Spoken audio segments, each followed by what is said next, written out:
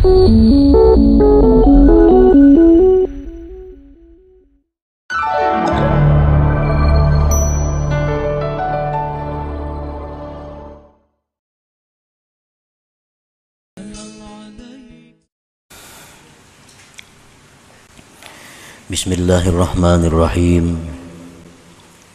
Alhamdulillahilladzi amarana bisidqi fil ubudiyyah wal qiyami bihuquqir rububiyyah. Asyhadu an la ilaha illallah wahdahu la syarika lahu fil uluhiyyah wa asyhadu anna sayyidana Muhammadan abduhu wa rasuluhu khairul bariyyah.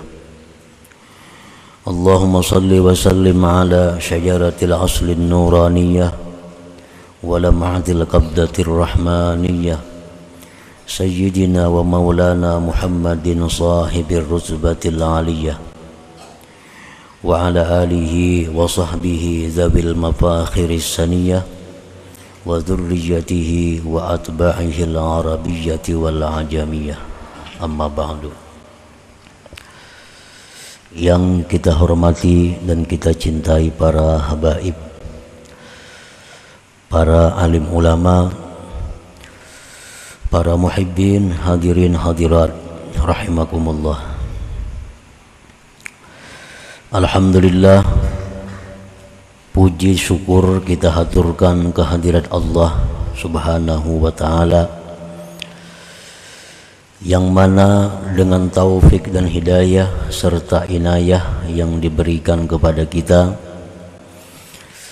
pada malam hari ini kita dapat berkumpul bersama-sama di majelis yang penuh berkah dan rahmat ini. Salawat dan salam kita haturkan kepada junjungan kita Rasulullah Nabi besar Muhammad sallallahu alaihi wasallam, dan kepada seluruh keluarga, para sahabat dan zuriat beliau serta pengikut sampai hari akhir nanti. Para muhibbin rahimakumullah, al-hikmatus sabi'atu was sab'un minal hikamil ataiyah. Qala al-imam Ahmad ibn Athaillah as-Sakandari rahimahullah wa nafa'ana bi ulumihi wa asrarih. Hikmah yang ke-77 dari Al-Hikam, berkata Imam Ahmad bin Athaillah As-Sakandari rahimahullah, matlabul arifin minallah as-sidqu fil ubudiyyah wal qiyamu bihuquqir rububiyyah, yang artinya bermula tuntutan keinginan orang-orang yang ma'rifat daripada Allah Ta'ala, yaitu benar-benar pada kehambaannya dan melaksanakan, menunaikan dengan hak-hak ketuhanannya.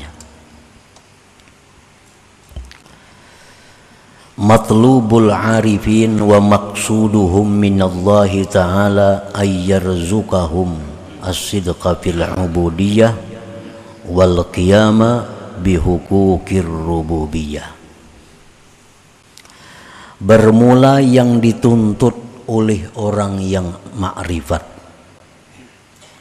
bermula yang dikehendaki oleh orang-orang yang ma'rifat daripada Allah Ta'ala itu, bahwa Allah memberikan kepada mereka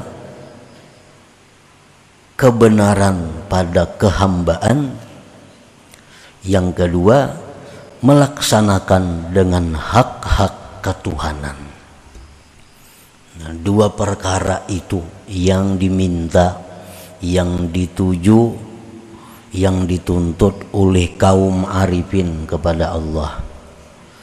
Yang pertama, agar diberikan Allah as-sidqu fil ubudiyyah, benar-benar menjadi hamba Allah.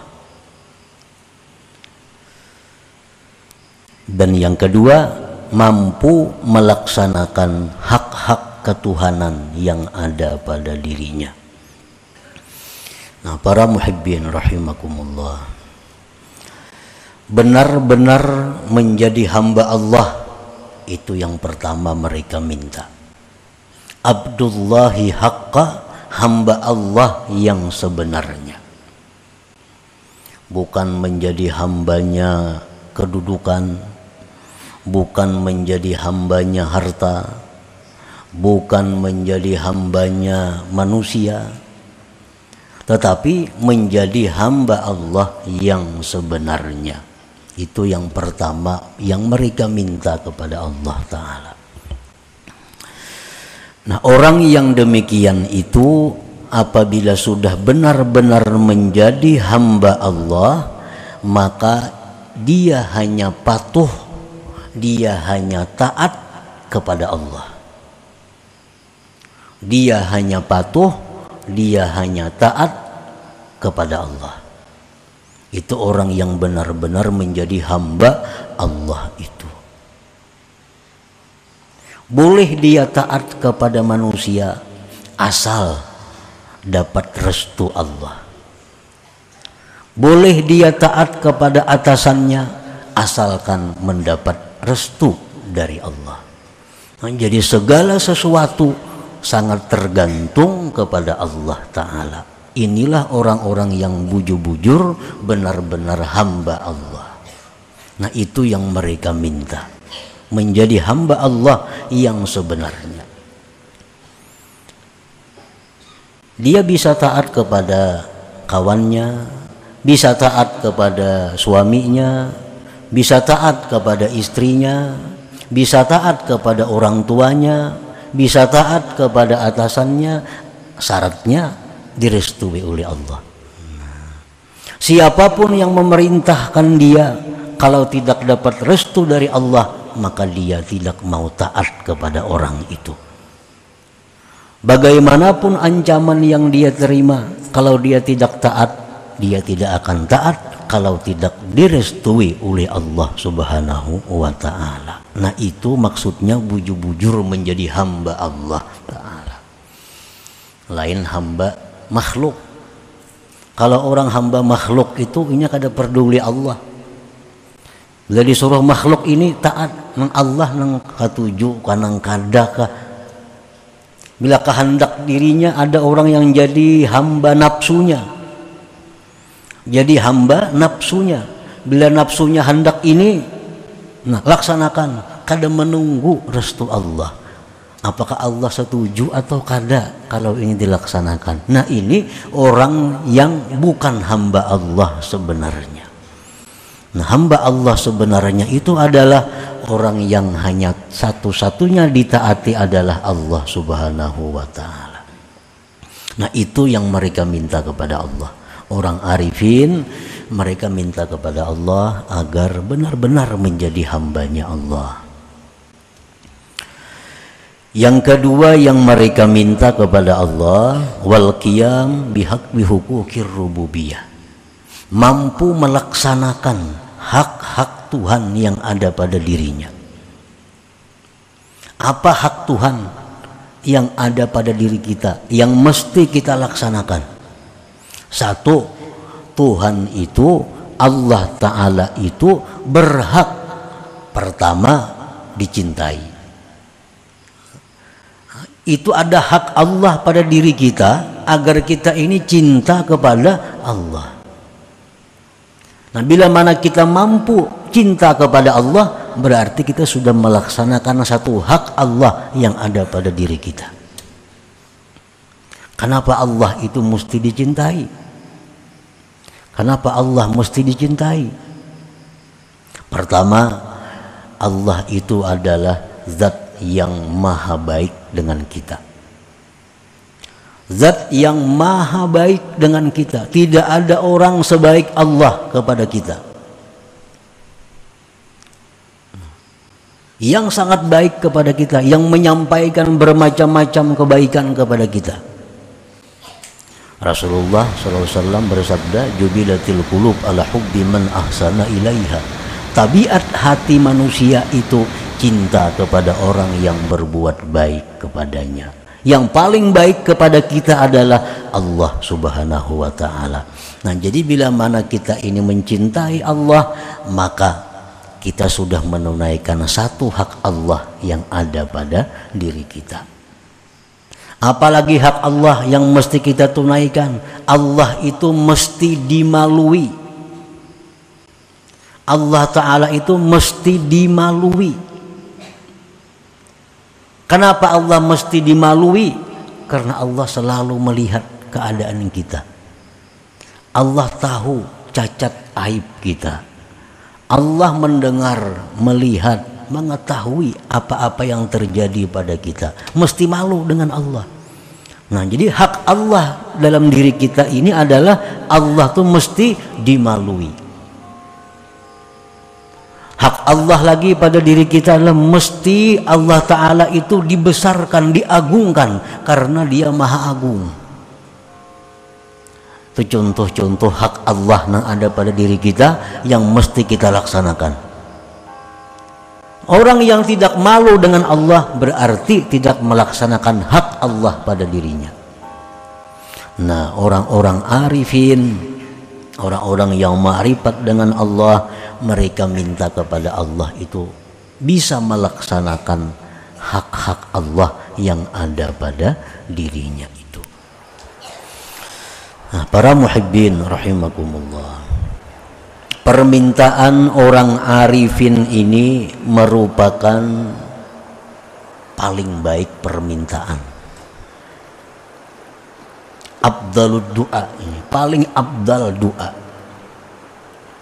Paling abdal dari sekalian doa itu doanya orang yang arif ini. Permintaannya orang yang arif ini. Dia minta kepada Allah agar benar-benar bisa menjadi hamba Allah yang sejati. Yang kedua, permintaannya bisa melaksanakan hak-hak Allah yang ada pada dirinya. Nah, itu paling baik permintaan. Nah, para muhibbin rahimakumullah, dari keterangan-keterangan para ulama yang telah lalu dapat kita ambil kesimpulan bahwa permintaan atau permohonan seorang hamba kepada Allah itu jadi 4 macam. Ada yang sangat jelek, ada yang jelek, ada yang baik, ada yang sangat baik. Doa yang kita mohonkan kepada Allah, ada yang sangat buruk, ada yang buruk, ada yang baik, ada yang sangat baik. Permohonan kepada Allah yang sangat jelek itu adalah memohon minta kepada Allah sesuatu yang dilarang oleh Allah. Nah, ini permohonan yang sangat hina, permohonan yang sangat jelek. Kita minta kepada Allah sesuatu yang dilarang oleh Allah. Ini permohonan yang sangat jelek. Contohnya, kita minta kepada Allah perkara-perkara maksiat. Lebih jelas lagi contohnya, kita umpamanya menghendaki, ini laki-laki menghendaki bini orang belaki yang dikehendaki ini, lalu minta lawan Tuhan, ya Allah, nah, sarakakan laki bini itu nyaman ulun hendak mengawini bininya. Nah, ini contoh permintaan yang sangat jelek.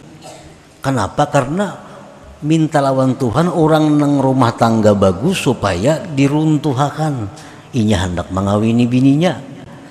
Nah, ini permintaan yang sangat buruk kepada Allah. Kalau ini permintaan kabul, ini bukan rahmat tapi istidraj dari Allah, itu lanjuran dari Allah.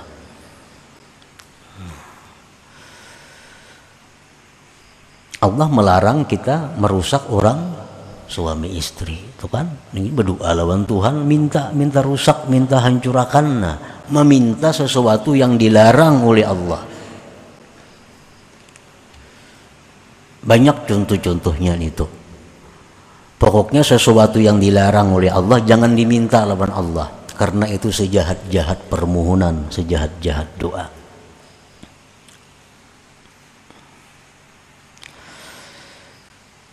Seperti mendoakan orang kafir agar dapat rahmat. Nah, itu sejahat-jahat doa. Orang kafir itu kalau dapat rahmat sudah dijelaskan oleh Allah, orang kafir itu dapat laknat. Nah, kita mendoakan inya. Allah sudah menjelaskan orang kafir itu kada selamat, didoakan selamat, itu sejahat-jahat doa. Karena berdoa meminta lawan nang dilarang oleh Allah. Yang kedua, permohonan yang jelek. Nah, permohonan yang jelek ini tak inting sedikit pelenang tadi. Permohonan yang jelek ini meminta kepada Allah sesuatu yang tidak disuruh Allah memintanya. Nah, minta kepada Allah sesuatu yang mana Allah kadang menyuruh kita minta itu. Contohnya minta sugih. Ya Allah, jadikanlah hamba orang sugih. Ya Allah, jadikanlah anak hamba ini orang kaya raya. Ya Allah, jadikanlah anak hamba ini kena jadi gubernur umpamanya. Ini permintaan yang jelek, permintaan yang jahat. Kenapa disebut permintaan jahat? Karena Allah kadada menyuruh kita ini jadi orang sugih, kadada sugih harta. Allah kadada menyuruh supaya kita ini jadi kepala daerah, kadada. Kita minta itu, nah itu permohonan yang sangat jelek. Kenapa lagi? Anak berdagang turun mulai, ya Allah mudahan hari ini payu berdagang. Itu permintaan yang jelek. Allah kadada nyuruh minta supaya payu tuh kadada. Nang disuruh Allah kita minta rezeki yang halal, yang luas, yang membawa kepada ibadah. Nah itu disuruh.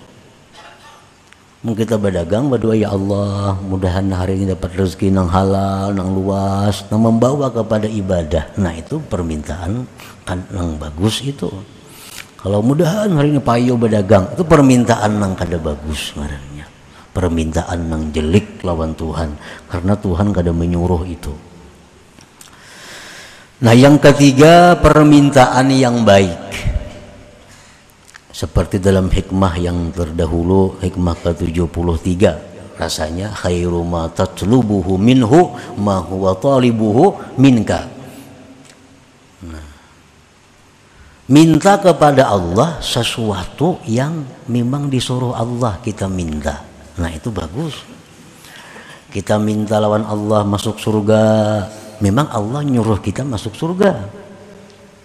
Ya Allah, janganlah kami masuk neraka. Memang Allah melarang, mencegah kita jangan masuk neraka. Ya Allah, berilah hamba ini ilmu yang bermanfaat. Memang Allah menyuruh kita jadi orang alim. Ya Allah, ampunilah dosa-dosa hamba. Memang Allah menyuruh kita supaya tobat dari dosa. Nah, minta seperti itu lawan Allah, baik itu. Itu baik, karena Allah menyuruh minta itu. Nah permintaan yang keempat yang sangat baik, yang paling baik, permintaan orang-orang arifin tadi. Pertama, minta kepada Allah agar dijadikan hamba Allah semata. Hanya hamba Allah semata. Ya Allah, jadikanlah aku ini hamba Engkau semata. Yang kedua, ya Allah berikan hamba kekuatan untuk bisa melaksanakan hak-hakmu yang ada pada diri hamba ini. Nah itu permintaan yang paling baik. Kenapa disebut itu paling baik? Karena kalau itu kabul permintaan kita, ibadah kita satu malam itu sama bernilai ibadah orang yang berjuang fisabilillah 40 tahun. Kalau kita ini bujur-bujur hamba Allah nang sejati, kita mampu melaksanakan hak-hak Allah pada diri kita. Ibadah kita 1 malam lebih baik daripada ibadah 40 tahun orang yang berjihad fi sabilillah. Nah, maka ini permintaan yang paling baik, afdalud doa, paling afdal permintaan orang arifin tadi. Nah, para muhibbin rahimakumullah, as-sidqu fil ubudiyyah a'la minal ikhlas fil ibadah. As-sidqu fil ubudiyyah, orang yang benar-benar menjadi hamba Allah, itu kedudukannya lebih tinggi daripada ikhlas, daripada orang yang ikhlas beribadah. Orang yang benar-benar menjadi hamba Allah, tidak hamba yang lain, orang ini lebih tinggi daripada orang yang ikhlas beribadah. Fakullu sidqin ikhlas walaysa kullu ikhlas sidqun. Tiap-tiap sidik itu pasti ikhlas, dan belum tentu orang ikhlas itu orang yang sidik.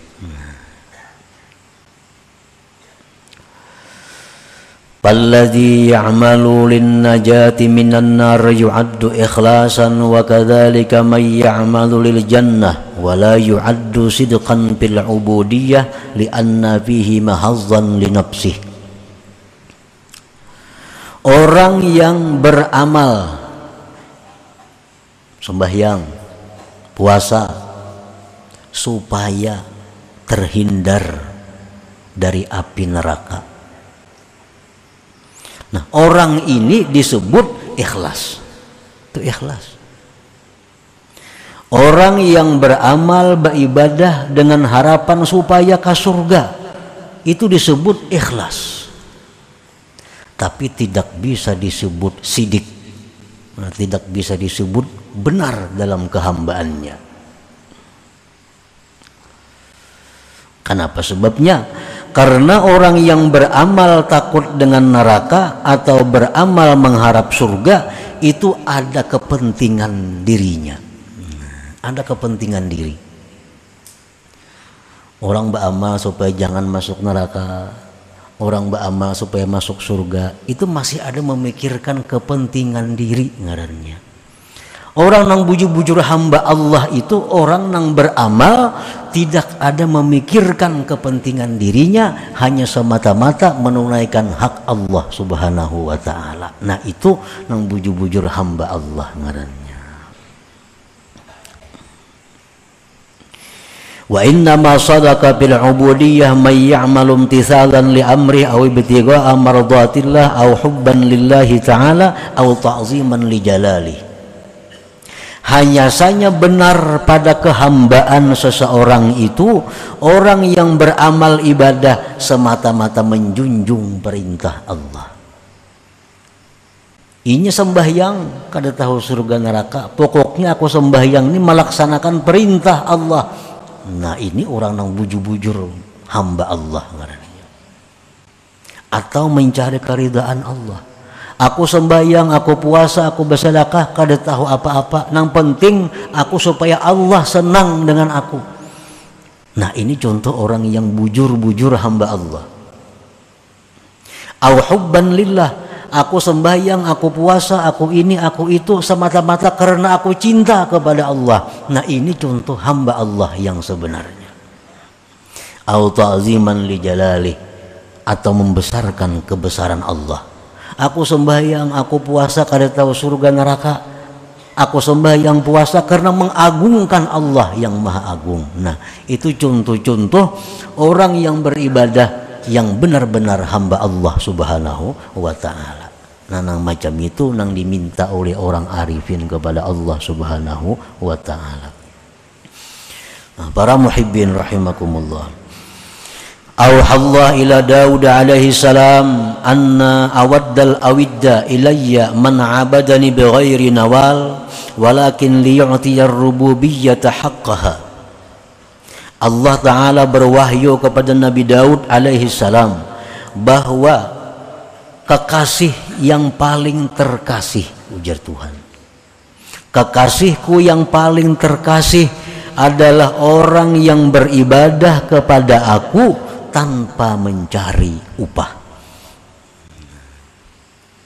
Tetapi dia beribadah kepadaku hanya untuk menunaikan hak ketuhanan yang ada pada dirinya. Ini bujur-bujur orang yang dikasihi Allah Subhanahu wa ta'ala. Inya beribadah semata-mata menunaikan hak Tuhan. Karena apa? Ikam sembahyang beratus rakaat, beribu rakaat, aku cinta lawan Allah Ta'ala. Nah seperti itu. Aku senang dengan Allah Ta'ala. Ini kadang memikirkan upahnya, kadang memikirkan balasannya, tapi yang dipikirkannya adalah ungkapan cintanya kepada Allah dengan ibadah itu. Wa fiz zabur, tersebut dalam zabur, man azlamu mimman abadani li jannatin aw narin law lam akhluq jannatan wala nara alam akun ahlan an uta. Tersebut di dalam zabur, tidak ada orang, ujar Tuhan, yang lebih zalim daripada orang yang beribadat kepadaku mengharapkan surga atau terhindar dari neraka. Tidak ada orang yang lebih zalim daripada orang yang beribadah kepadaku mengharapkan surga atau neraka. Jikalau aku tidak menciptakan surga, jikalau aku tidak menciptakan neraka, apakah aku ini tidak patut untuk disembah?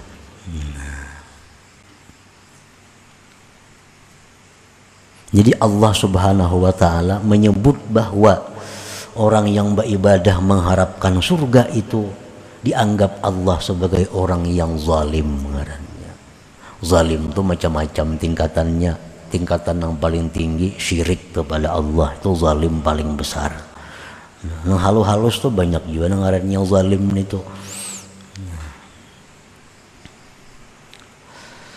Nah, Allah menyebut orang yang beribadah kepada Allah mengharap karena surga itu dianggap Tuhan zalim. Sebab apa? Ujar Tuhan jakanya kadaku ulah surga amun disembahnya aku. Nah, orang-orang yang bujur-bujur hamba Allah itu kadang mau macam itu. Nah, itu yang diminta oleh orang-orang arifin tadi. Marra Isa alaihi salam ala ta'ifatin minal ubbad wa nahalu faqalu nakhafullah wa narjul jannah faqala lahum makhluqan khibtum wa makhluqan rajautum wa marra biqaumin akharin kadzalik faqalu na'budu hubban lillah wa ta'ziman li jalalihi faqala antum awliyaullah haqqan ma'akum umirtu an ukim. Nabi Isa alaihi salam lewat berjalan. Nabi Isa memang ketujuh berjalan. Ngarannya ke Al-Masih. Jalan. Bertamuan sekelompok orang beribadah, kurus awak katuhukan kalawasan beribadah. Jadi Nabi Isa, kenapa ikam ni beribadah sampai berkurus-kurus awak?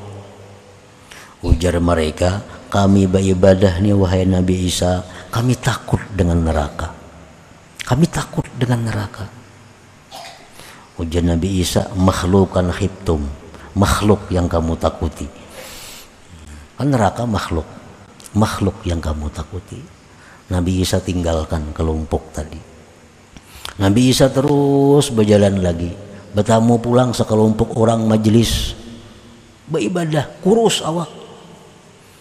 Jar Nabi Isa, ikam beribadah berkurus-kurus awak, ngapa garang beribadah? Kami hendak ke surga bang mati. Jadi kami beribadah lawan Tuhan. Jar Nabi Isa, makhlukan rajautum, ikam mengharap makhluk juga ngarannya. Kan surga makhluk juga. Nabi Isa tinggalkan lagi kelompok tadi. Jalan Nabi Isa. Ada pulang sekelompok lagi orang berzikir kepada Allah. Kurus awak sama kurusnya lawan yang tadi. Jadi Nabi Isa, apa ikam ni lawan Tuhan berzikir sampai berkurus-kurus awak? Ujar mereka, na'buduhu hubban lahu wa ta'ziman li jalali. Karena kami cinta kepada Allah dan kami mengagungkan Allah, kami berzikir kepada Allah. Nah, karena kami cinta kepada Allah. Ujar Nabi Isa, antum awliyaullah, kalian inilah wali-wali Allah Ta'ala. Haqqan ma'akum umirtu an ukim, aku diperintahkan untuk berdiam bersama-sama kalian ini. Nah gitu nilai sebuah ibadah. Zikirnya sama, kurusnya awak sama, kurus juga awak. Tapi nang saya pun kurusnya karena takutan neraka. Nang saya pun ini kurusnya karena kehendakan ke surga. Ini kurus karena rindu dengan Allah, karena cinta dengan Allah. Itulah aulia Allah, kekasihnya Allah subhanahu wa ta'ala. Dengan itu Nabi Isa disuruh bergabung, berkumpul dengan mereka itu. Nah para muhibbin rahimakumullah, qala Abu Hazim rahimahullah, inni la astahi an a'buda li thawab wal iqab fa akunu kal abdi su illam yakhab lam ya'mal wa kal ajiri su illam yu'ta lam ya'mal. Abu Hazim rahimahullah berkata, aku sungguh malu bahwa aku beribadah mengharap pahala atau takut daripada siksa. Maka jadilah aku seperti budak yang jahat, jika tidak takut tidak beramal. Jika kada takut kada beramal. Dan aku tidak mau seperti buruh yang jahat, jikalau tidak diberi dia tidak bekerja. Nah jadi itulah inti daripada hikmah yang ke-77 ini, bahwa orang-orang yang arifin mereka minta kepada Allah agar benar-benar menjadi hamba Allah yang sebenarnya. Orang yang beribadah hanya menjunjung perintah Allah tanpa ada memikirkan balasan imbalan yang diberikan oleh Allah subhanahu wa ta'ala. Nah kemudian hikmah yang ke-78, ila hadratin Nabi sallallahu alaihi wasallam, al-Fatihah. A'udzubillahi minasyaitonir rajim. Bismillahirrahmanirrahim.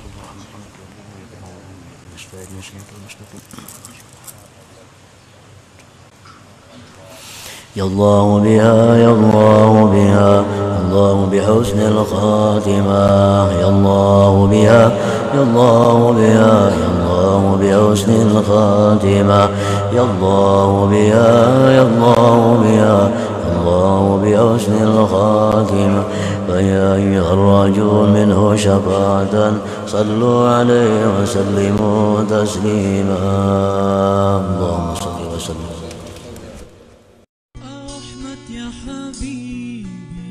Jangan lupa tonton, subscribe, like, and share.